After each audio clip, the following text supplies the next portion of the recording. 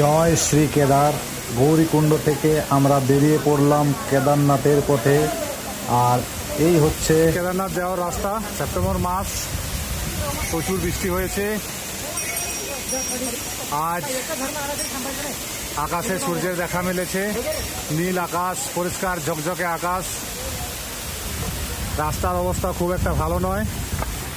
যারা বর্ষার সময় বা বর্ষার পরবর্তী সময়ে কেদারনাথ যাত্রায় আসবেন, সেই সমস্ত ভক্তদের উদ্দেশ্যে বলছি, অবশ্যই ওয়াটারপ্রুফ জুতো নিয়ে আসবেন।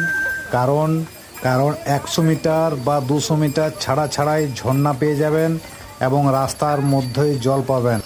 আর রাস্তার অবস্থাও খুব একটা ভালো নয়। এই দেখুন রাস্তা, এবড়ো খেবড়ো রাস্তা। ওয়াটারপ্রুফ জুতোর সাথে অবশ্যই ভালো গ্রিপওয়ালা জুতো পরে আসতে হবে, নইলে সমস্যায়